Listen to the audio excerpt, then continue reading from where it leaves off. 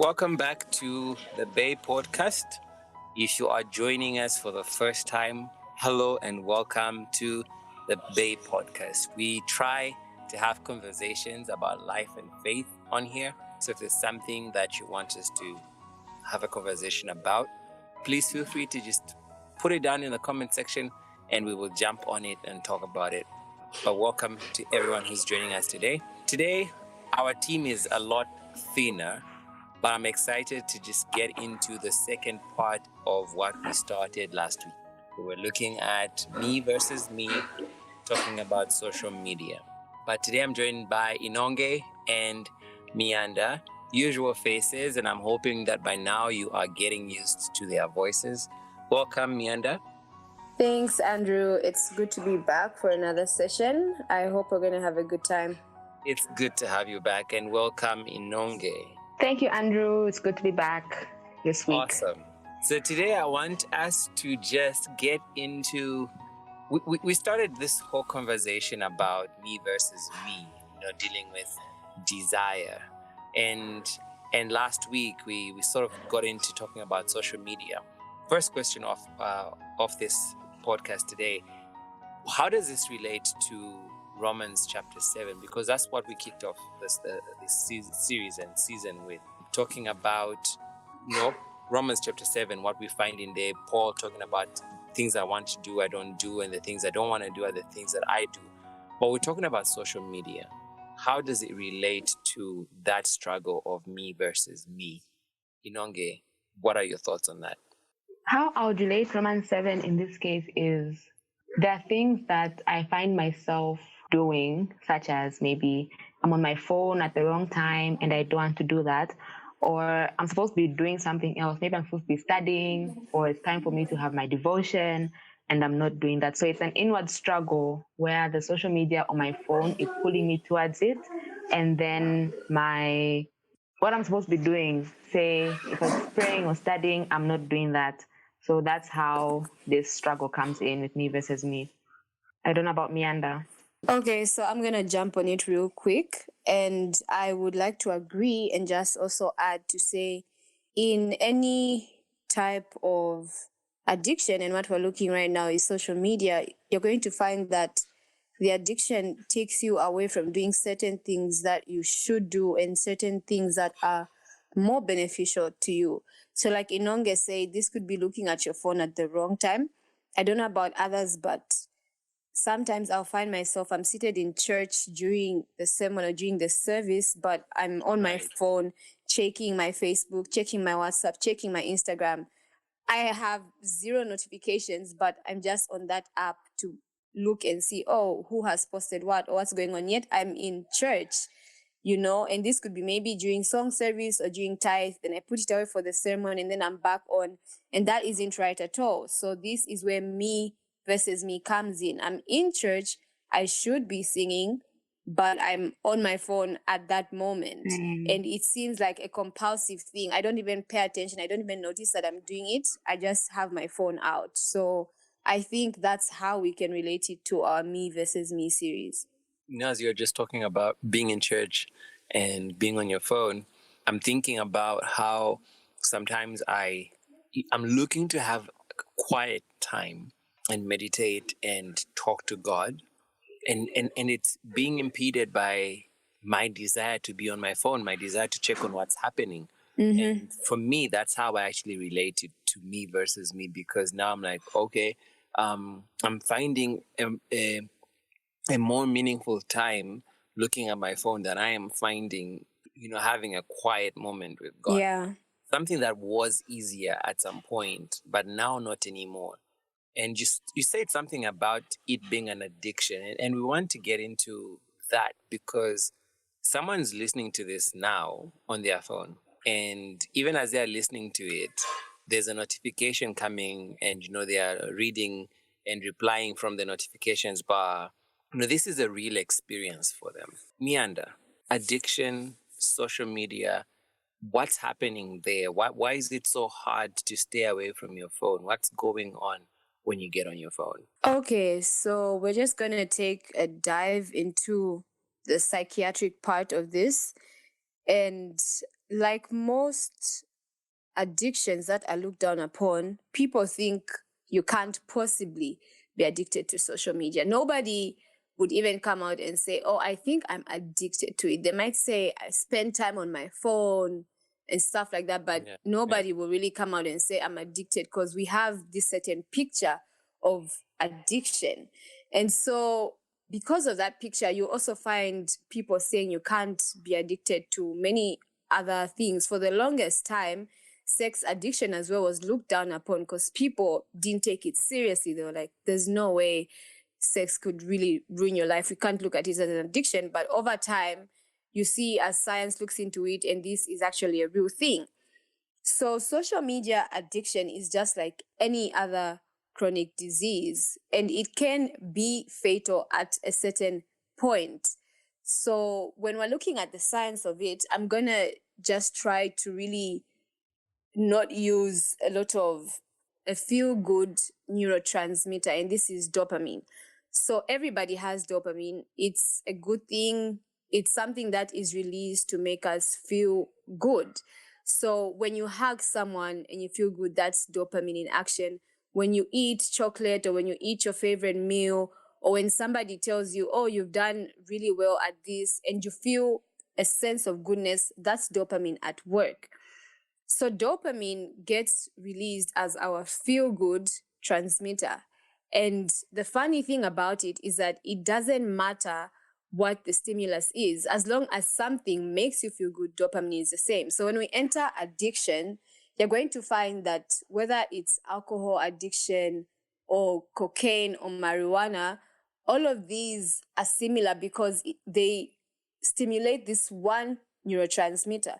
So dopamine gets released to different parts of your brain. So it's going to release to a part of your brain that's in charge of your motor reflexes. So you find that when somebody hugs you and you feel good and dopamine is increased in your mind and it's released, it's going to go to the part that controls your motor reflexes. So you find yourself even hugging the person tighter because their hug makes you feel good. Or it's going to go to your prefrontal cortex, and that helps you pay attention, or it helps you plan. And so you find yourself that even when you're on social media and you're looking at something that has stimulated the dopamine, you begin to pay attention to it, and your brain begins to plan to say, oh, let's do this again some other time. And then we also have a part of the brain that's called the hippocampus that stores memory. It records your memory. So when you do something and dopamine is released, which is a good thing, a feel-good neurotransmitter, your brain says, oh, this activity is good. I'm going to keep this memory so that we can feel this way again. So you're going to go on social media and you post a photo, and your photo gets like 100 likes, 120 likes, and you feel good because dopamine has been released. And so your brain says, okay, this is a good thing. So every time I post, I'm looking to get those number of likes. So then that's when the addiction comes in, because as long as you do something repetitively, your brain records it. And this is what we call in science as neuroplasticity. So your brain is recording these things, and before long, you don't even have to think twice about doing something. So personally, I find myself, I wake up in the morning, I set my alarm at 5 or 5:30, depending on what type of day I'm having, so that I can have like maybe some time of personal devotion before I start my day. So my alarm goes off, and the first thing I do instead of start my devotion is turn on my notification to see, oh, during the night, do I have any notifications on WhatsApp? So this isn't something that I think about. I don't stop and think, oh, could somebody have texted me? It's an immediate reaction because my brain has recorded this as a stimulatory device. It's a feel good to me. So that's how people sort of become enslaved to social media. And that's who even hear of these TikTok stars or somebody who's a Facebook celebrity or something. When their views begin to drop, this person loses that feeling of self-worth because the dopamine is no longer being produced in excess. So now they begin to feel worthless, they begin to feel lonely, and before long you hear somebody committed suicide, and this is because of their addiction to social media. So when we look at the science of it, that's what we're looking at. And whatever stimulation there is, dopamine is the thing that makes us feel good. So whether it's social media, whether it's eating a good meal, whether it's sex, all these light up the same parts of the brain. So that's why we can also term social media addiction as something that's real. Wow, thank you so much. As you were talking about these addictions or whatever it is helping you concentrate, I'm thinking, there are times I actually listen better when I'm on my phone and someone else is talking. But then it appears rude, I'm told, for me to be on my phone while somebody else is talking. But I kid you not, I seem to be concentrating better when I'm busy with my hands doing something. But at the same time, I do realize that it's not a good habit. And my mind is taken to, if I told this is something I can bring in, Galatians chapter 5 to 24, that talks about the fruit of the Spirit. The Bible says, by the fruit of the Spirit is love, joy, peace, long-suffering, gentleness, goodness, faith, meekness, and the last one is temperance. And then it says, against such there is no law. The verse goes on, but I'm thinking about temperance and how there are so many things that are good for us. Like you were talking about just now, so many things that are good, but when we go over the line, over the temperance line, then we can begin to experience an addiction to something that is actually good. I'm thinking what does an addiction to someone's hugs look like? And what would that mean? I'm thinking, what would an addiction to something that is as good as pineapple look like? And what would that mean? Something so good. And my mind went to that verse, Galatians chapter 5, 22, 24, talking about temperance being the fruit of the Spirit. Inonge, I'm wondering what your experience is like in terms of this addiction. Because Mianda says she wakes up in the morning, she's decided I'm going to have devotion, right? What's your routine like? We discovered last week that you're on your phone 10 to 12 hours a day. So what's your routine like? Tell us the truth.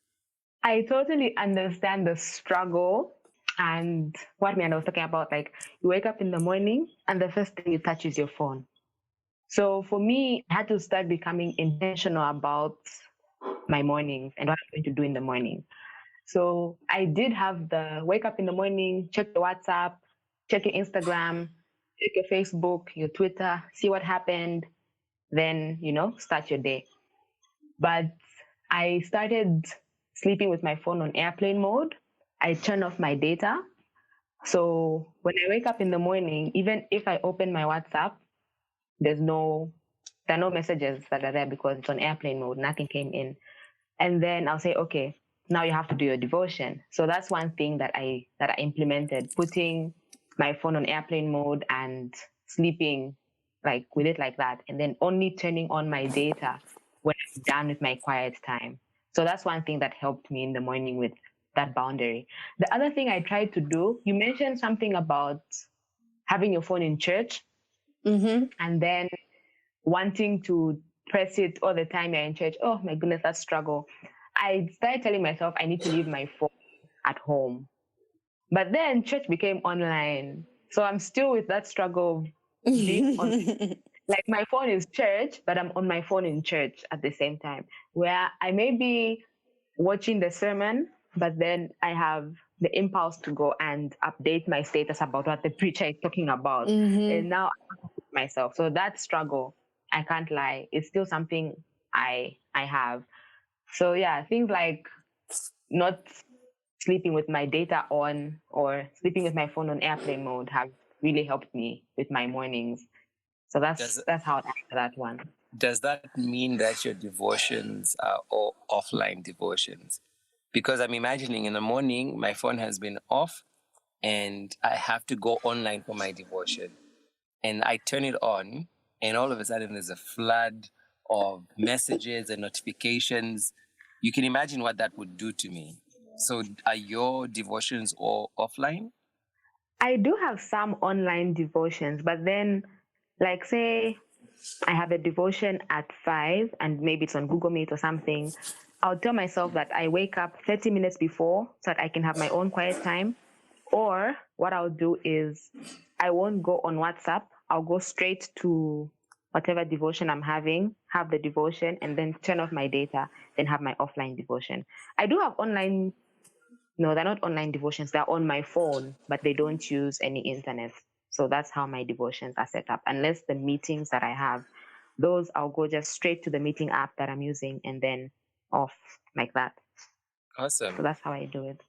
So I want to get something more practical for someone who is addicted to their phone or to social media, seeing that we've established that addiction lights up a certain part of the brain where people feel good, and feeling good is good. Someone says feeling good feels good, right? Yeah. I was sharing yesterday that I'm realizing that I'm cussing a lot lately, which is very interesting, probably shocking. But Shocking. I was quick to note that this cussing is going on in my head. Ah. And I was wondering, I said, where did you even learn these cuss words? I'm being very irritated and I cuss a lot in my head. And so yesterday I was doing a quick review of why I am cussing, and I'm realizing I'm consuming so much material that has a lot of cussing going on. And because I am spending so much time on my phone, like I was giving an excuse saying, oh no, my work is on the phone, because there's a lot of stuff I'm doing on the phone. I'm consuming a lot of material that has a lot of those words, so much that it's now become common for me to let them out, even if it is in my head. So I was learning that because there's so much content out there and I'm consuming so much, I realized I'm consuming less of the spiritual stuff and more of everything else, including content that has a lot of cussing going on. And I didn't think it was a thing when I was consuming this content. And yet the past four days, when I caught myself cussing a lot in my head, when I was irritated and frustrated, I said, wait, where is this coming from? Because this is not the Andrew I know. And I'm thinking somebody has been addicted to social media and so much that it is beginning to affect their character. So I want us to be able to draw out a plan for someone. Inonge, you already shared how you turn off your data and you sleep with your phone on airplane mode so that in the morning you're waking up and there's no distraction. And that's been helpful for you. What else is helpful for someone who's beginning to realize that the content, maybe they're not even realizing it, but over time they're beginning to see that they're changing? What measures can somebody take to take a few steps back from their social media addiction? Mianda, if you can help us with a thought on that. Okay, so first I'm going to start with the place in which we put or find our self-worth, because we've got some people who are addicted to posting things and those who just scroll and watch and like. So if you're the type who just waits for notifications on your WhatsApp or your Instagram, or you just scroll Facebook, I think, well, Inonge is a better person than me. She has that handled. For me, like I said, when my alarm goes off, I turn on my data in the morning. The first thing I reach for is my phone. So I think the first thing I should reach for should not be my phone. So that means I have to find an alternate alarm system to wake me up in the morning. So I started asking my roommate sometimes, since we wake up relatively around the same time. So the alarm is no longer on my phone. Sometimes like she'll wake me up if she can. And I don't know, right now though, I'm in a sort of well, it's kind of difficult right now because I'm still going through this. I haven't weaned myself off of it completely, but I'm just like trying to really find other ways to wake up in the morning that don't involve my phone. Because I mean, once that alarm goes off, when I hit stop, the next thing is automatically to slide on my data. So for somebody who does that, I don't know what we're going to do if we come up with a plan together. I was even thinking of purchasing just a clock, like those clocks that ring, that are like Yeah, from these that's a old good movies. idea. Yeah, you can find them in different stores, even in these Chinese stores or something, so that a clock is waking me up instead of my phone. And then for those who post things, you're going to notice you can go back to your feed, honestly, whether it's, well, on WhatsApp, I mean, it doesn't like really save our statuses, but if you post a lot on Facebook, on Instagram or Twitter, I would like you to go back to maybe even a year ago or 2 years ago from when you used to post and see the change in your content. You know, like Andrew has said, our minds and our character changes without us even noticing, because we are on social media and we want to be with what's happening in the moment. You know, so you'll be on social media and there's a story that's popular that's not even in correlation with your beliefs, but because it's popular and it's not being talked about, you also post about it. It's of no relevance to you. So I want you to go back and look at the content, how your content has changed in what you post. And these are also pictures. When you go to Instagram and you're looking at pictures that get a lot of likes, you notice there's a certain aesthetic that's pleasing. It could be there's alcohol in the photo, or the people are barely there dressed. And if you feed into that, you're going to notice that your own photos from when you started posting, if it was 2016, 2015, up to now, there's a change in even the content you've posted because of that influence. So once you actually do that and see the problem, it becomes easier to say, okay, I've fed into this social media thing and I need to take a step back. I'm for the standing to say, if an app is really troubling you, delete it. We really don't use Instagram to chat with people, nor Facebook, nor Twitter. WhatsApp is really what you use to form communications. So if these other three apps are really like hounding you, delete them. It's going to be difficult. You're going to wake up in the morning and want to tweet, and then you're like, I don't have the app. Do I really want to spend 200 MB re-downloading it again? No. So that's fine. So that helps. So I think anything else that anybody can add can go a long way. But for me, this is really my plan of action, and hopefully we can follow it through together. Thanks. For me, this is personal, especially with yesterday's discovery of just how much I was cussing.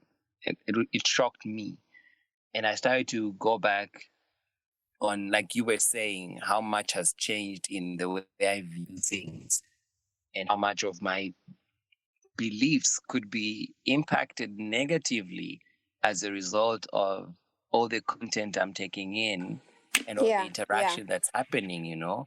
And this is something that I don't think people actively think about.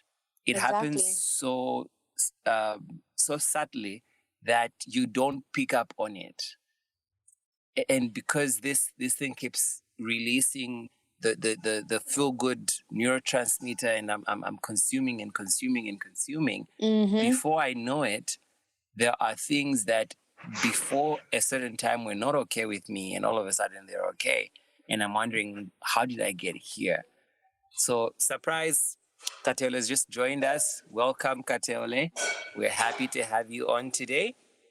Hi, Katole. Hi, thanks for having me. It's so good to have you. So here's a question for you to respond to. We've talked about social media potentially being an addiction, and how addictions impact our lives.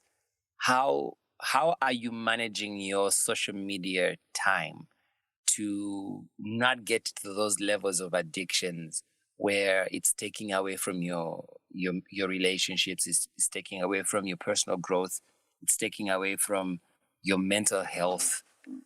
How are you managing your social media life or your social media time to avoid all of that? Okay, that's a good question.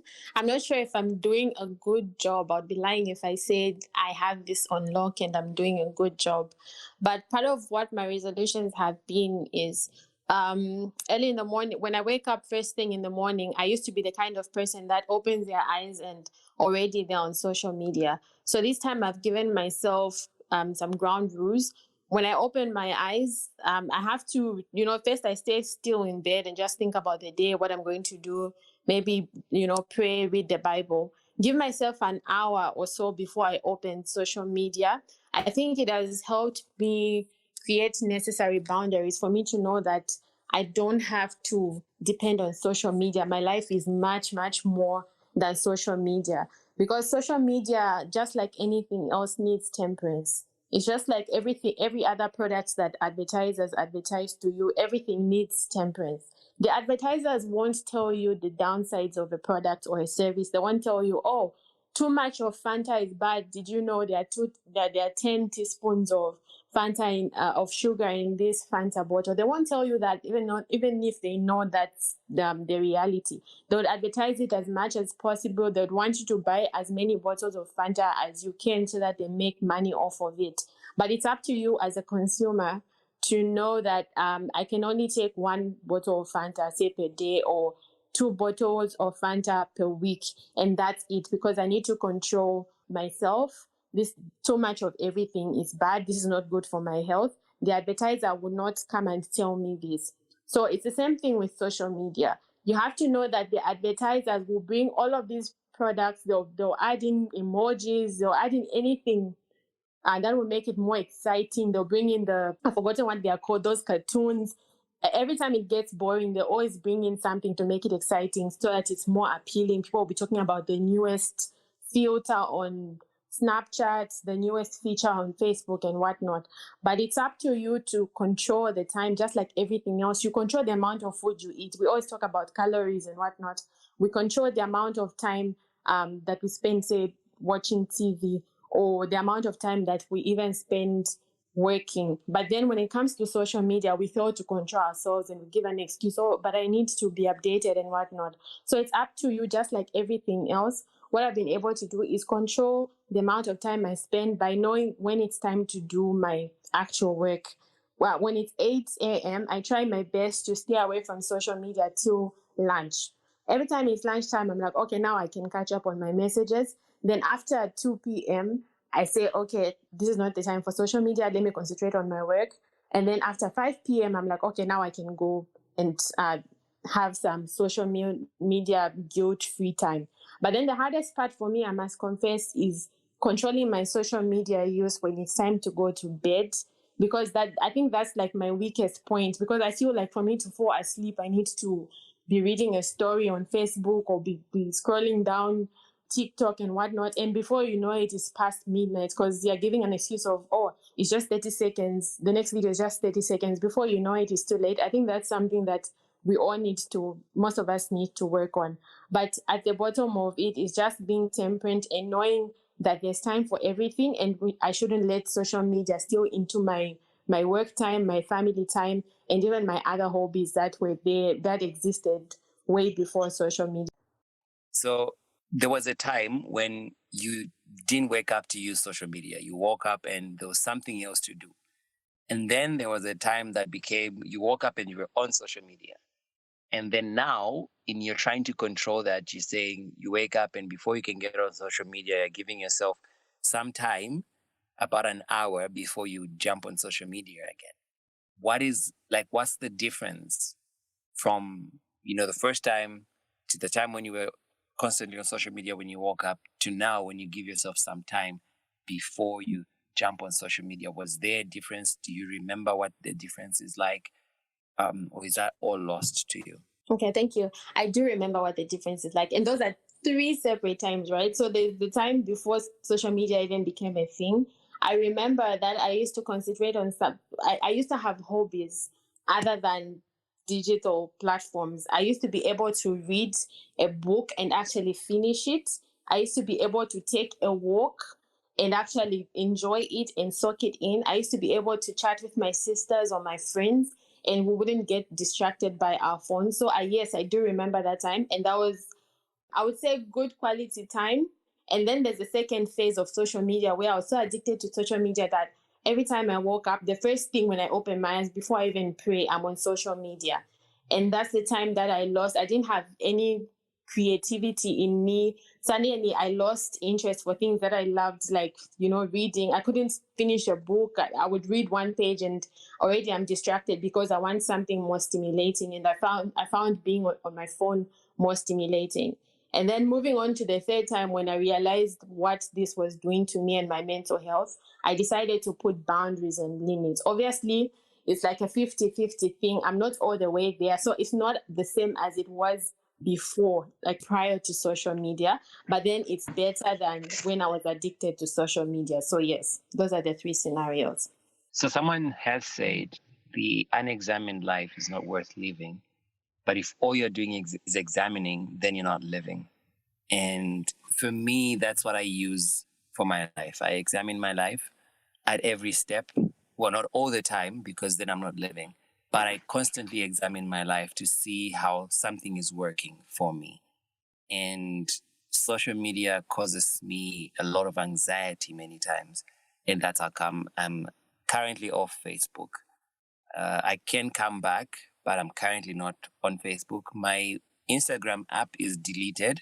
I can always re-download it when I need to do something on there, but it's currently deleted. And I come on maybe once a week. I download it, come on, do whatever, and then it's gone. But that's me putting controls because I know that having the app there and thinking I won't use it is a lie. That's me. As you were sharing, Kateola, I was realizing that a lot of this requires discipline more than motivation. It requires discipline. When you realize, Inonge. It does require discipline, and you've mentioned something about like deleting the apps. One app I felt to delete is WhatsApp. So because of all the things that everything that goes on WhatsApp. However, what I've done is I've downloaded apps to help control my WhatsApp addiction. I know it may sound a bit it's that bad. I really have a bad addiction to my phone. So I would like to know, what apps are those that you're using? Right now I'm using Forest. Forest is really good because it's like a Pomodoro technique. Pomodoro is a technique where you break your time into 25-minute sets and then you take a break after each set.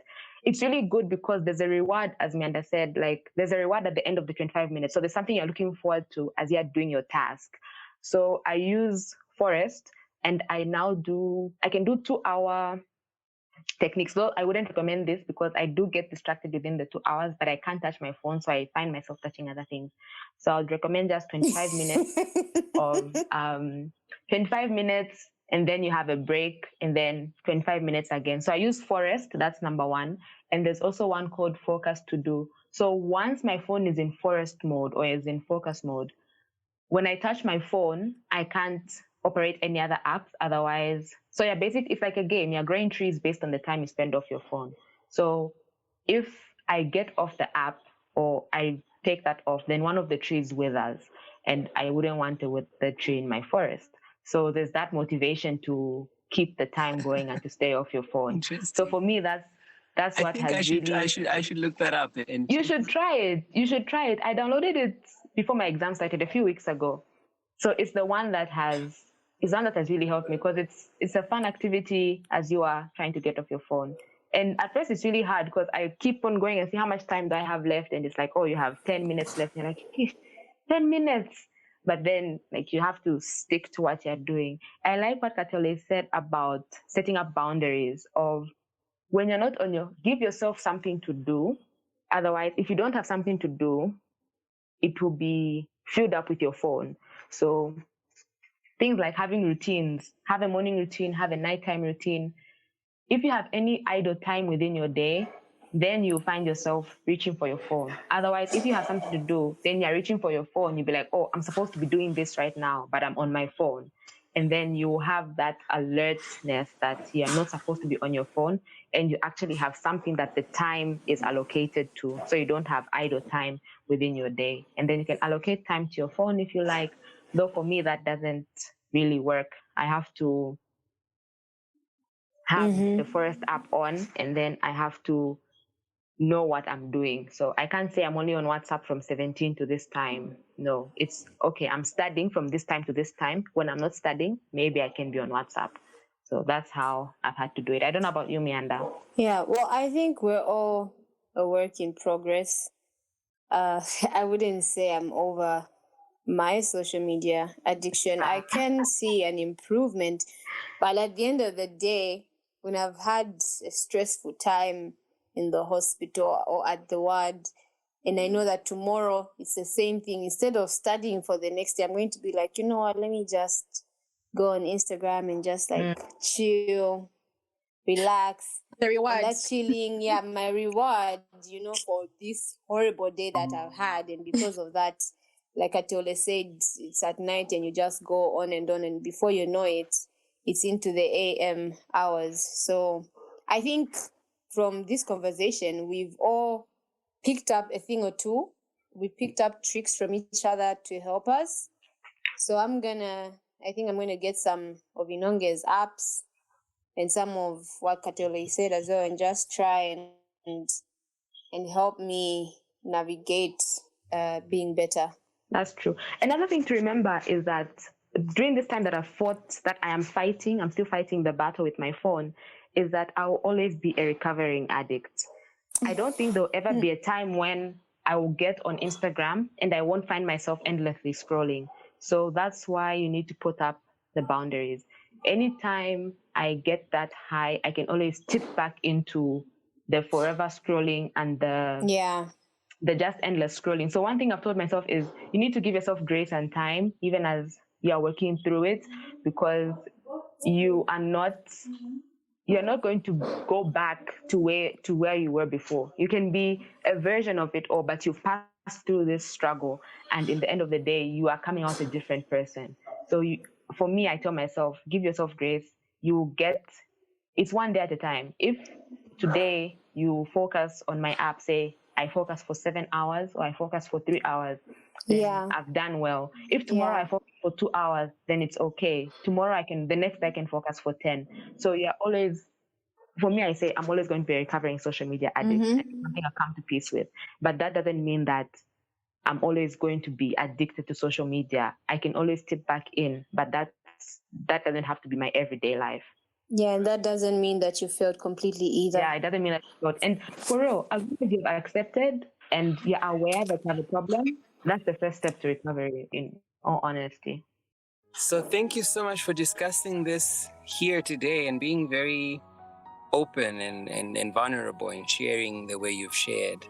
If there are things that I want the listener to remember, is that to overcome this struggle, me versus me regarding social, it's going to take some discipline, and you're going to have to give yourself some grace and time and realize that it's going to take some time for this thing to be resolved, and put in the work. Get yourself an app, delete things if you have to, but put in the work for this to be resolved. We'll close with prayer. Thank you so much, ladies, for coming on to discuss this. Let us pray. Gracious God, thank you that you keep us growing. Thank you that you keep revealing things to us, revealing issues that we need to expose to your light, expose to you, things that need work, and giving us resources for us to do the work that needs to be done. Thank you for this time that you gave us, that you carved out for us to be able to discuss this struggle with social media. I pray that somebody was listening to this and has found some help, something that has started them on the journey to finding a solution to this particular problem in their lives. I pray this in the name of Jesus Christ. Amen.